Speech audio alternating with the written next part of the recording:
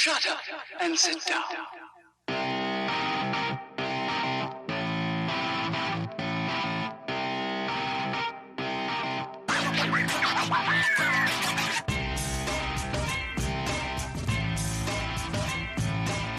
Welcome to the Bricks King podcast, where I'm going to bend your ear about Lego, review those amazing bricks of plastic, and discuss what is new and up-and-coming around the Lego. I'm your minifig host, Matt. Let's build on it. Welcome in, everybody. How are we doing today? We have the second of the two parts of the Rivendell set to discuss with you today, and well, it's going to take some time. It is definitely a doozy. It is much larger than the other two combined. However, there are a lot of very unique things to this build that, well, frankly, you're not going to see in many other builds. So it's going to be a novel experience for you as well. It's just going to be one of those moments where you're like, wow, that is cool. So let's go ahead and jump on into it. So if you happen to be somebody that is listening to this for the first time, you didn't listen to the first part, shame on you, go back and do it right now. However, we are talking about the Lord of the Rings Rivendell set 10316. So the main focal point of this set, this is the thing, this is the coup de grace, this is the everything that people want to talk about. I mean, the other things are nice too, but this is the main eye-catching piece. It's the main focal point. It is the main part of the story. Just so many different things that this thing has to do with. So let's go ahead and discuss this kind of in a brief overall, and then we'll kind of break it down into modules here, because that's really only the best way that I can do this, because it is as deep as a modular. It is as wide as a modular. So it's only fair that we kind of break it down like a modular. So what I want to talk about first is the big tree that we have here in the front, the big brick built tree, mind you. This isn't just some little tree where you're like, oh, that is so pretty. That's so cute looking. No, we're actually talking about a really thick tree trunk made of many, many, many bricks and plates and all kinds of different things. And here's the thing that you need to think about. If you were somebody that was fortunate enough to build the treehouse set, the Lego Ideas treehouse set, think of that, but in a much smaller scale, much, much, much smaller. Broken down, really, really tiny. Obviously, you don't have all the treehouse niceties and stuff like that. You just have this big old trunk, and then you have this really nice brick-built canopy. Well, brick-built as far as you can go, as far as leaves and different things like that, different plant assortments that go into place here. And that is attached to this round disc. It's actually a thick disc. It's about a little bit more than a brick thickness. I guess it's about 2 bricks thick. However, it is attached to that, and it can actually be put into place and taken out and removed. This can actually become a display for your minifigs, believe it or not, for your little council that you have going on here, which I think is exquisite. Perfect idea to have that. Some people don't have the space to display an entire Rivendell set. You do have this section now, that is nice, but then you also have this little subsection of the middle section, so you have that opportunity to be able to take that and really just kind of, you know what, hey, look at what I've got here. Don't you like it? It's so pretty. Absolutely, it is pretty. So let's go ahead and talk about this. So I'm going to pull this thing out. It's really easy to pull out with the tree. The tree is actually really nice. Let's start with the tree. So we do have some roots that are growing across the ground with some pieces here. This is all in different, well, it's actually 2 different colors of brown. You have a dark brown and you have the more of like a chocolatey type brown. You have a bunch of different leaves as well, which we'll get into. However, the master chair is just in front of the base of this tree trunk. I'm really a fan of how they chose to kind of get some rounded idea into this tree trunk. You have some Technic rounded pieces as you go up through on the sides here facing the council, but then you also have these big chunky round pieces that are Technic pinned into place, or Technic axle, the little red axles, into place on the sides and then just behind the chair itself. So that really works as well. So it's a really nice way to have that done. It is solid, by the way. You can move this thing about with the tree, and it's not going to go anywhere. It's not like the other piece is going to break off. It is thoroughly built. I am a giant fan. Overall, how this was done, I love the way this was done. I thought they managed it really, really well. So as we move up the tree, roots, yes, you get all that kind of that little texturing, all the little details which you need for a build like this. The first tier of leaves, you actually have one of the giant green leaf pieces, and then they have the mini 3-pieced leaf, the flat leaf, not like the plant stem with the 3 leaves. The flat leaf, this is in that like a neon green that they have going on here, and you have a number of them here on each leaf. There's actually 5 on each leaf, and then as you'll see the other colors and stuff like that. So that is your base layer that you have.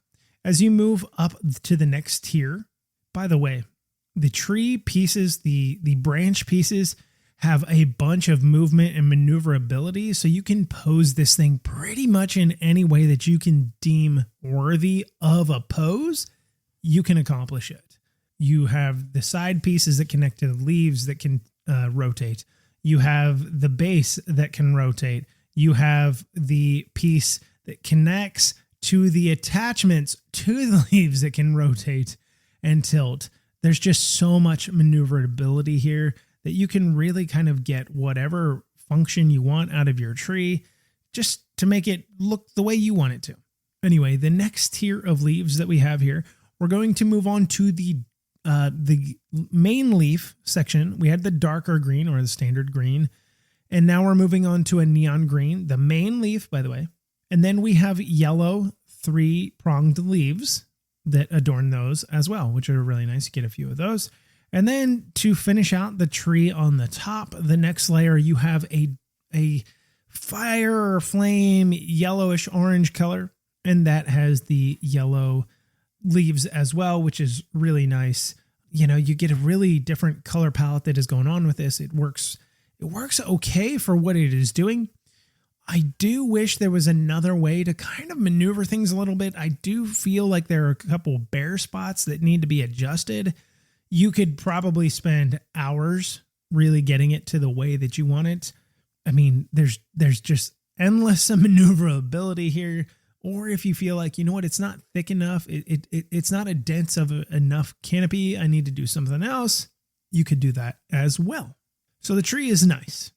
Let's move down to the little patio that we have here.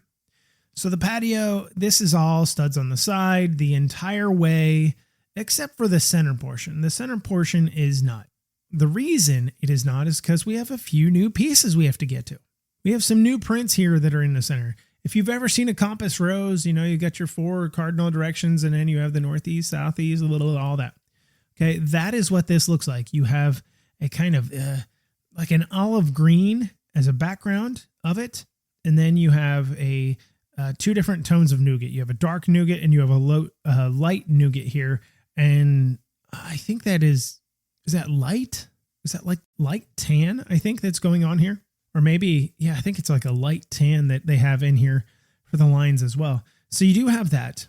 You have 2x2 tiles, and then you also have a Nexonite shield that has those printing on it. Now, the great thing about getting new prints. Now, do I expect these to be anywhere else? No, probably not. I'm sure this is going to be a one and done type thing. You're not going to be able to get these anywhere else. But it is still nice to have them. But they are the main center focal point, and it is wrapped with tiles around the edge of that.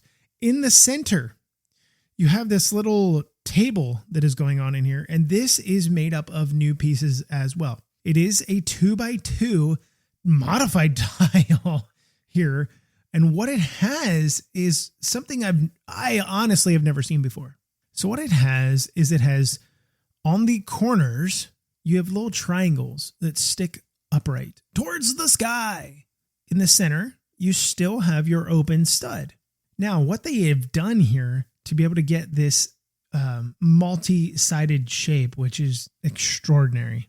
It looks just like the compass rose. It's gorgeous in the way they did this. So what they did, they took that special piece, and then what you do is you stack a plate, just a 2x2 plate on top of that, but it's canted. It's at a 45-degree angle. Then you attach the next piece, which attaches to the plate, standard. Then the next plate, 45-degree angle, and then that new special piece on top directly. Then another plate, another 45-degree angle, and a 2x2 modified tile with the hole in the center. So you get this really cool build that I've never seen before. Now I'm like, well, what else are we going to get with these modified pieces? I can't wait to see. Super really fun. I mean, if anything else, I don't have another word, just fun in general. So let's talk about the main chair here. Your council chair, the main focal point chair, if you would, like a king in his chair. Teal is what they use here. They use some teal. They have a teal Nexonite tile, a teal 2x2 tile, and a teal 1x2 tile. A lot of teal with a little, it's like almost like a tongue twister, almost. But all of these chairs have hot dogs. Yeah, you get a hot dog when you sit down. No, the hot dogs are meant to be your armrests. There are two of them, one on each side of this chair. It does tilt backward and forward. The hot dogs don't attach. They are just clipped into place on the side. Now your council of chairs. There are 7 chairs. They're all attached together. Real simple. And then there's only a few spots that actually attach them to the main floor of this. The rest of them are already connected, so it really doesn't matter whether they're attached to the floor or not. So the chairs themselves are real simple. They have a 2x2 round tile that is on the bottom, nougat color, of course. And then we have nougaty hot dogs all the way around. We've got 14 hot doggers for the arms. And all of these chairs are really closely attached. They're perfectly done around the outside rim of this, which is great. The headrests for this, believe it or not, are nougat popsicles. Is that like a caramel popsicle or something? Caramel?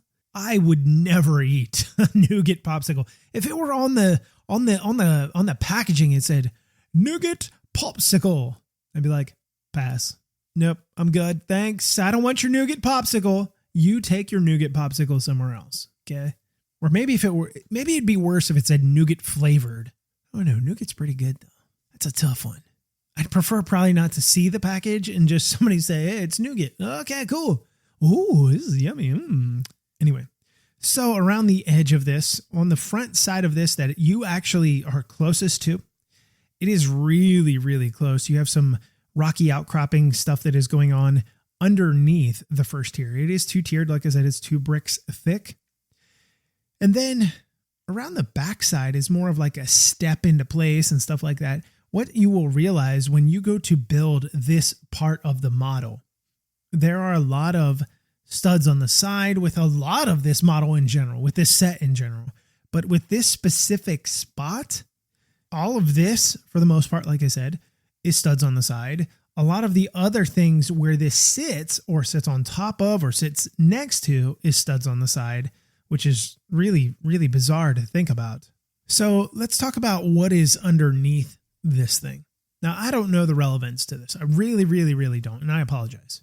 But underneath of this build, when you go to sit this build into its final position or semi-final position, if you don't move it around, however, you put it into its final position, underneath it, your center brace, if you will, your center support is the Eye of Sauron. It is. They put the Eye of Sauron in the center underneath the main build. Love it. In brick built form. It's not like a sticker. It's not like a print. It is brick built form. So before I put this puppy back into place, around the Eye of Sauron, what do you have when this thing is out? You just have a bunch of bracing and stuff like that. You know, you see a scaffold. It's like, oh, this is kind of boring under here. Yes, it is. But around the edge, what you have is you have rocky outcroppings. You have different colors, different colored leaves. You have the new ferns. You have the 1x1 flowers. You have the flowers with the 3 prongs. You have different colored of those flowers. All kinds of that kind of stuff. So that is nice. To the right of that, you have this little pretty build.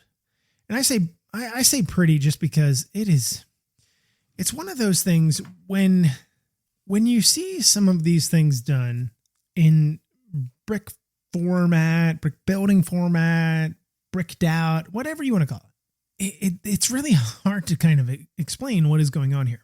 So what we have is, this is not the main building, by the way. It's a small offshoot of the building.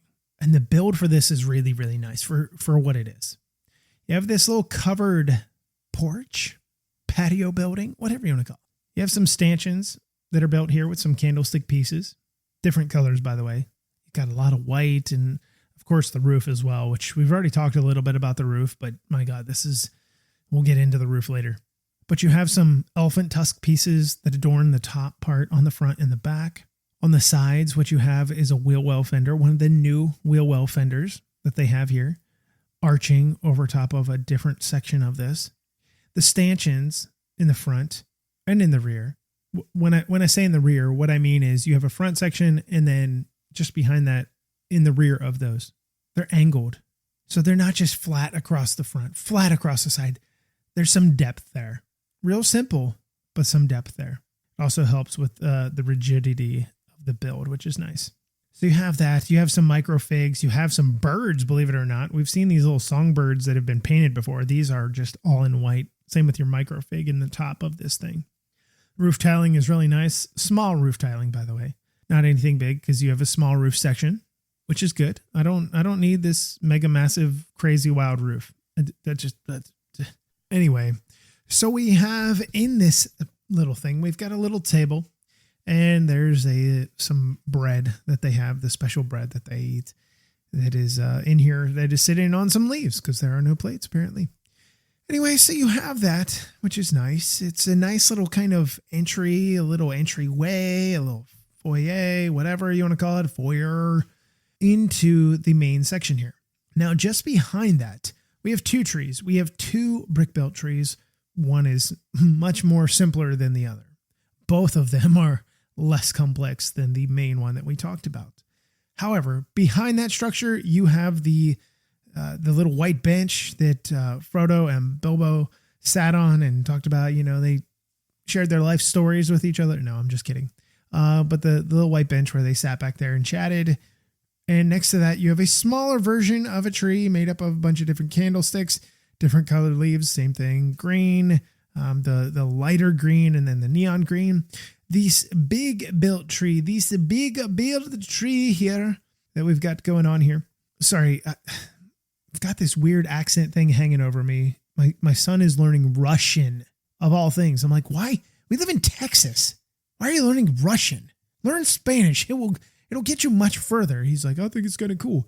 So I've been basically helping facilitate, and all I think of is all the really cruddy, bad Russian accents I've ever heard, and it just sticks. Anyway, so this tree, you've got a bunch of Technic bottoming that is going on here. It does actually attach into the main section of the building, which we're going to talk about here in a moment, to help because this tree is very top heavy. The sections are really, really simple. You build a bunch of these sections, and it starts at the bottom with the darker green leaves, and then the lighter neon green, limeish colored leaves that you've got going on here. So, but it's like a pencil tree. If you've ever seen like a Japanese, I think it's Japanese yew. No, that's a different country. It's a pencil tree though. If you don't know what I'm talking about, Google it. They're really pretty. Used to have some. Anyway, so we've got our tree here. We've got it behind the building. We've got the bench here. Now we need to move into the main section of this build, which is the actual building of itself. The building of itself is really, really nice. So let's wrap around back to the front, but let's talk about the roof. Let's just get the roof here and out of the way. The roof is built in pretty much one giant section. Okay. And the way that is done, plates, obviously, and then you have the tiling. It is the same tiling we talked about on the little mini roof, and then it is the same tiling we talked about on the last episode with the other little section as well. All your tiles are at that angle, that slight 45-degree angle, so that they are just different. You know, they're different. And it starts out with the blue across the top, and then you have different patterns that you go throughout. Same kind of patterning, just in a much bigger scale in this case, because the roof piece is much larger. But overall, a really nice, fun roof build, if you will. I've never been like, that roof build was so much fun. I can't wait to talk about it. The tiling really sells it. It really did. And I talked with April B when we got our press photos of this, and I initially was like, what is this? Like, I just saw a nightmare happening. And believe it or not, if you look at some of the press photos, there's a number of tiles that are out of place. just slightly askew, but they are out of place. So just saying. Anyway, so then we have this tall tower that sticks out the top of the roof. Brick built, by the way, similar to the bigger tower that we talked about on the last episode on that.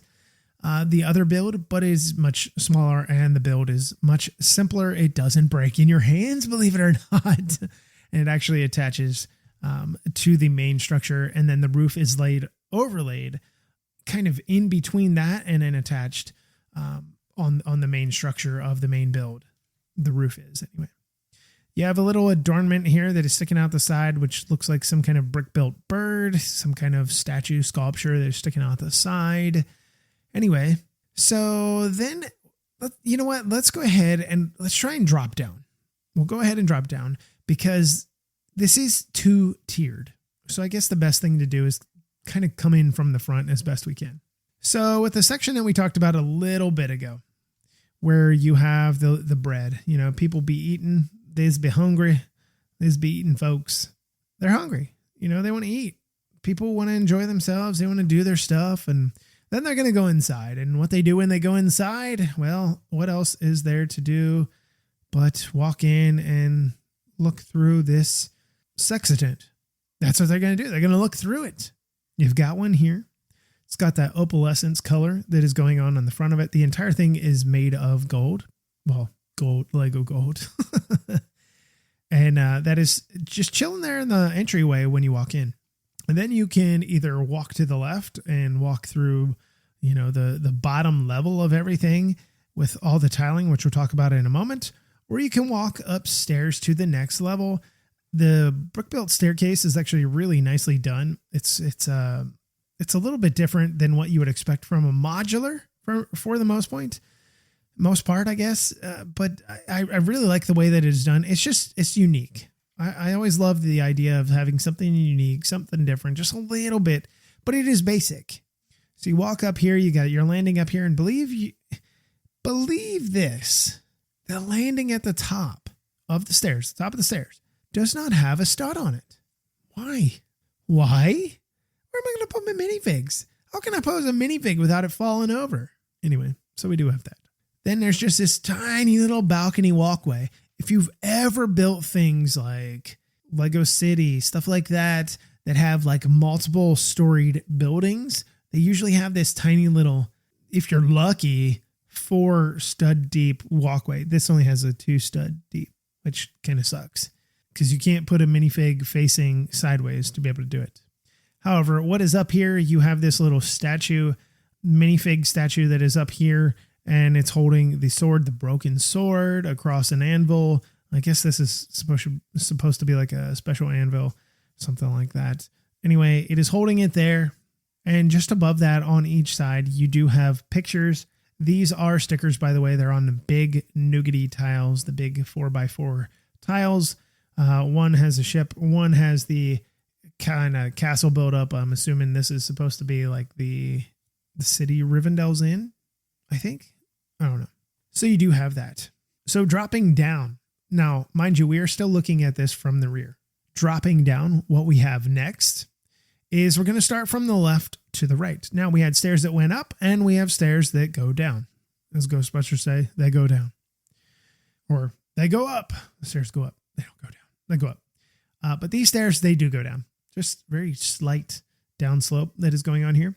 So as you're coming down, by the way, the stairs are coming towards me, coming towards you, and you hit this gorgeous tiled flooring, which we'll talk about in a moment. But if you are continuing to come forth towards me, what you do is you wrap around here, which would be their right. We are looking at it from the left here. So there's a map here. You got your little quill. You have your little stand or chair to sit on, whatever you want to call it, that you're going to hang out there on. And that it's its own little arched way. It's a little room that you got here. Now, if you get into the grand ballroom, the main room that you've got here, on the left side of this, towards the rear, you have a candle with, I believe that's supposed to be ink. No quill, though. And you have another map here, something that's going on here with it's sticker, by the way. It is not a print. And then you have these nice little brick-built columns. I love those.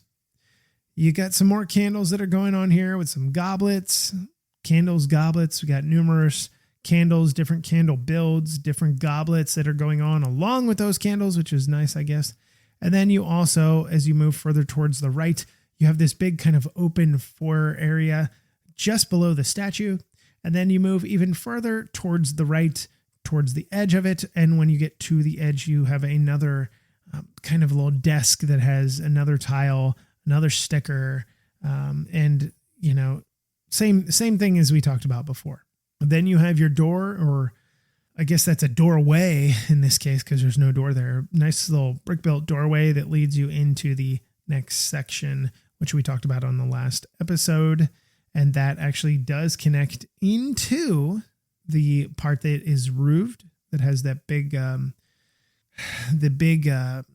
library bookcase that comes out of place. So that's where that leads.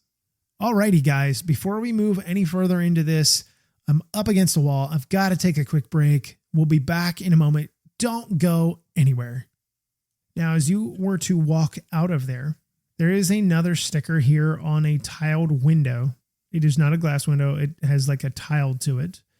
It's inset into the window, and you've got your elf here. It's feeding another elf whatever they eat. It looks like soup. I'm sure it's not just soup. I'm sure it's some kind of special soup that I have no idea what it is even supposed to mean, but that is what is going on there. Now, I want to flip this thing around because this is what really kind of broke my mind wide open. We've removed the part that has the tree and has the landing where everybody is sitting. We've seen the roof. We've talked about the roof. We've talked about the things behind the roof, under the roof. We have not talked about all the ornate decoration that is going on here. So the stanchions that are brick built in the rear, big, chunky, bulky studs, tiles, simple, nothing big deal. Now we're getting into delicate items, delicate Lego plastic items, things that are like cow horns, wispy little cloud type pieces, elephant tusks, candle pieces, cupcakes, believe it or not. All of these things, because they help attach the roof to the main structure. Except it is done in a way that I honestly, look, I will be 100% honest. I never thought I would see the day where, you know, cupcakes and all of this kind of stuff was used to attach a roof. Like, hands down. If you were going to tell me day one, oh, by the way, what you're going to be building is something that does attach to a roof, but it's made up of cupcakes and other things, I'd have been like, yeah, right, you're a liar. You're a liar. You don't even know what you're talking about. Well, maybe that makes me a liar, because it absolutely is. It absolutely is in here. And it's kind of a wild build. If you really stop and think about it, it's not something that you would honestly think about. Like using cupcakes and candlestick pieces and other things to hold up the roof, support the roof, make it look good. But it does. And the great thing is you have 6 of these, which create this giant archway. But what it does is it has this latticed effect in its own right. It's not like true lattice, but it has this latticed type effect that gives you this larger scale idea, this larger scale picture frame to be able to look at this thing from a different lens, from a different scope, different perspective, and really kind of take in the detail and the grandiosity of the entire thing. This part of the build, that is. Now, when you throw the tree on top, it just changes your perspective even more. You go from something where you're like, man, this is really cool. And then you throw the tree in with the council of the chairs, and it just changes, just completely changes everything. I really like the way that it was done. I did absolutely hate trying to figure out exactly what angle these needed to be at and those needed to be at. They're still probably not 100% perfect because there are so many different maneuverability points on there where you can move the little wispy pieces just a little bit, and you can turn the whole structure just a little bit, and then you can turn substructures just a little bit. So you could literally, again, spend hours probably adjusting this to get it exactly the way that you wanted it, only for you to accidentally probably bump it and spend another 2 hours trying to readjust. Oh, I messed it up. Oh, I got to fix it again. The idea of it is fantastic. It's grandiose. I really enjoy that part of the build. although it was not my favorite to try and get 100% correct. Now, I did say we were going to talk a little bit about the tiling on the floors. We do have a partial compass rose in here as well. On the rear end of this, you have half a compass rose, a little bit more than a compass rose that's going on here. Same kind of tiling principles that are going on, 2x2s and the Nexonite shields. But then you have a bunch of these 2x2 tiles that have what are almost like little leaf pieces, like a darker nougat on top of like a light nougat on top of like almost like an olive green that is going on here. And they create this pattern the whole way across the floor. And it depends how you look at it. You could see circles or you could see X's. It is completely up to you. It doesn't matter. Is the dress blue? Is the dress gold? I mean, that's really what we're back at. Is it or is it not? Anyway, so it really looks great. You get a bunch of them. I want to say there's like 64 of them. I want to say there's that many. I can't remember. I'm probably wrong, but there's a lot. Maybe it's like 44, but there's a lot of them. Anyway, so that is the main build in its own right. All I can say is this. If you are a Lord of the Rings fan, this is going to be something that you want to get without a doubt. If you're not a Lord of the Rings fan, maybe you're somebody that's like, you know what, I thought about it, but maybe, I don't know, maybe in the future. There is that as well. No, nobody is pressuring you to be like, you need to have this today. I just think it's a really neat build. It was a fun idea behind it. And believe it or not, when you go through 49 bags, when you dump everything out and you start organizing the first 10 bags, let's say, you're like, oh my God, there's 49. It was like with the Eiffel Tower. At some point, I'm like, will this just end already? Please. Didn't have that problem here. Not at all. Did not have that problem. You get going. You're like, okay, this is coming. This is coming. And there's a lot of double bag building. So I believe, for instance, I know on the last whatever steps it was bag 48 and 49 together. So you're going through, you're adding final touches. That's a little bit different than the rest of the build. But there are many, many, many times where you're doing 2 bags at a time. It might be a bigger bag and then a smaller bag. Sometimes I do like medium-sized bags as far as the number of pieces that are in there. It just really honestly depends. It really honestly depends. So let's talk about minifigs, because the last part we need to hit is minifigs, and minifigs make or break a lot of things. So let's see if they stand up to what you believe. All right, first up for minifigs, what we have is we have a Frodo. We have a Frodo. It sounds like a disease you could have. Like I've got the Frodo. Anyway, Frodo comes with his little mini legs, his little tiny legs, and a ring, of course, which is nice. Comes with that dark green cape. He's got a normal face on one side and the other side where he's got the cloudy eyes where he went through his endeavor and was stabbed. Poor guy. He's got a dark hair piece that is going on here. Really like that. I love the eyes here. I think it captures that just perfectly. Then we move on to Bilbo. And Bilbo's got his little mini legs as well. Because of the paint that he has on his, depending on how you look at it as far as light, he almost looks like he's naked on the bottom. It's like, dude, put on some pants, man. Because he's got the flesh legs and that like really super lightish, really light springish yellow color. It's not enough color. It's just not for what needs to be done here. He's got a wispy hairpiece that is going on here. It's all in white. It almost feels Einsteinish going on here. Only thing I need is him sticking his tongue out. Anyway, he's got his little staff that he carries around. He has his old guy face on one side, and then he has his really ugly, angry face. And if you recall, I do specifically recall this where the ring, where he got closer to the ring or whatever, and it's like it just sucks the evil out of you. Like it just does. It's just really bad.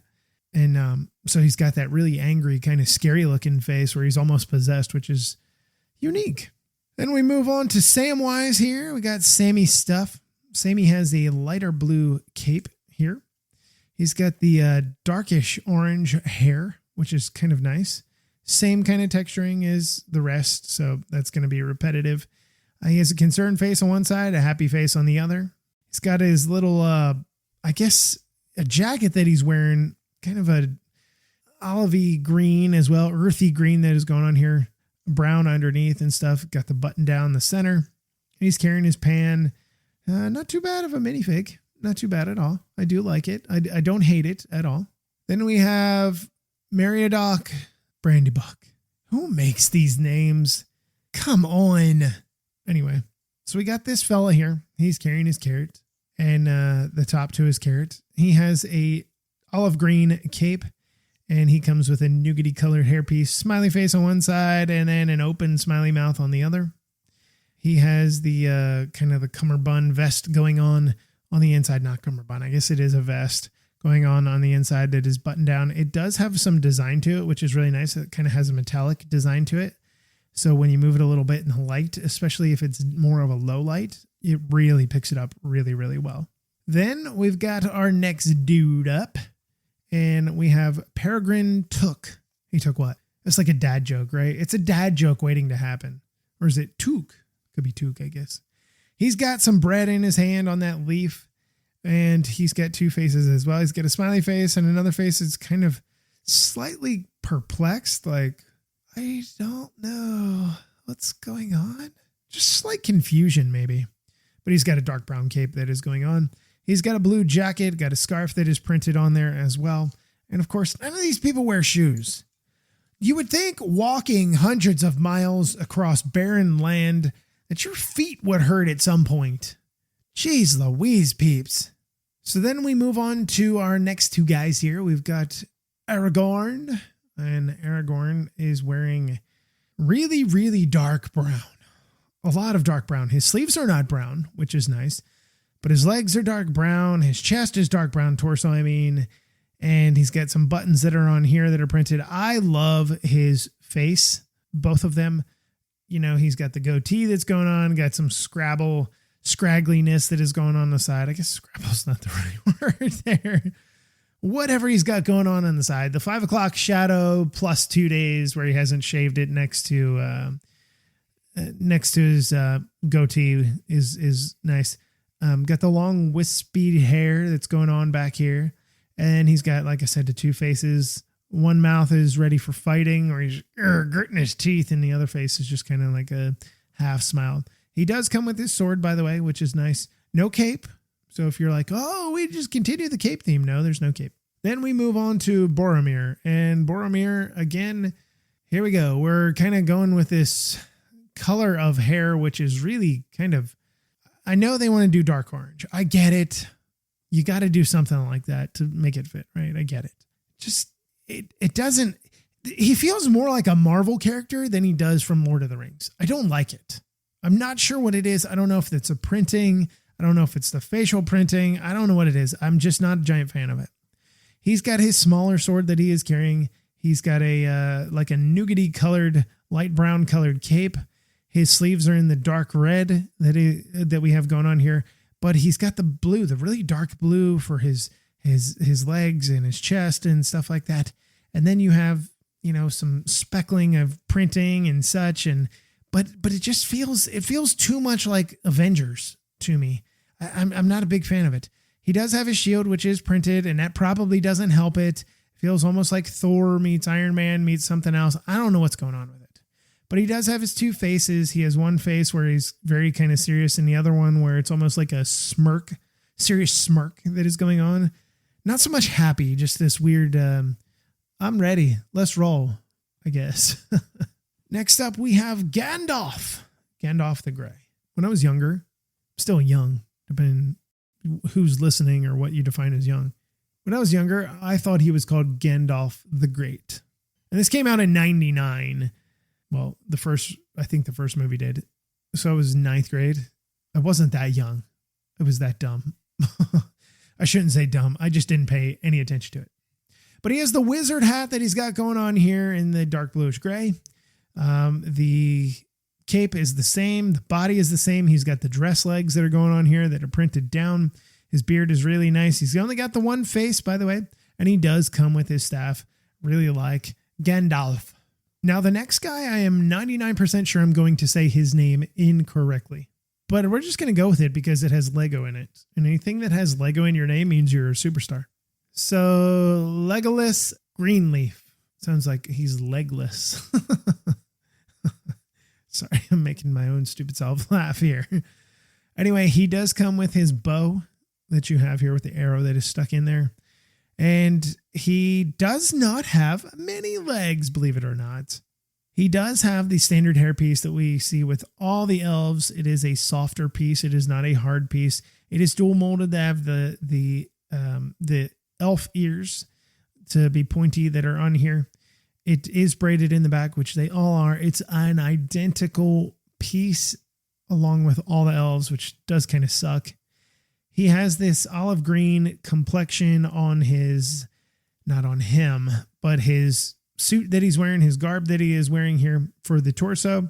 And then the legs are sand blue that have some printing on it, boot printing, stuff like that he's got going on.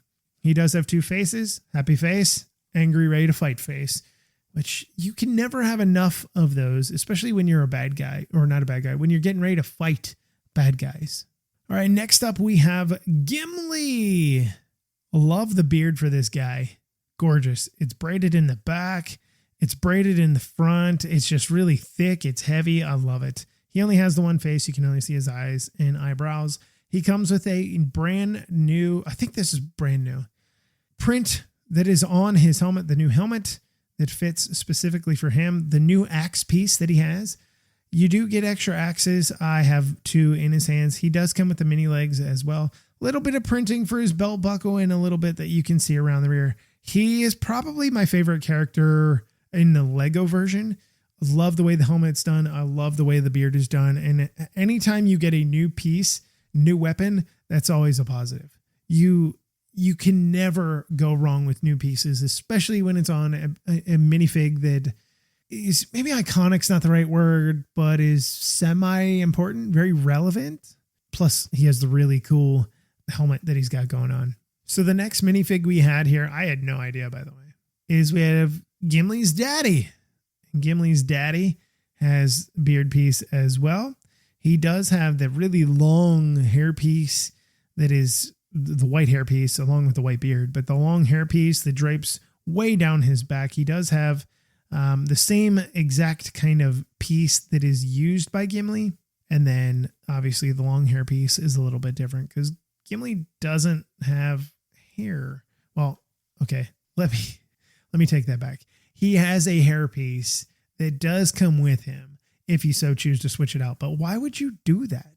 Anyway, dark bluish gray legs, and then you have the light bluish gray upper body torso that is going on here. Really nice, not bad. I like the minifig for what it is. It's not anything super special, amazing, but it is still really nice to have. So then you have Elrond, the Lord of Rivendell. And I really like this. Elf hairpiece, identical, but it is in the dark brown that is going on here.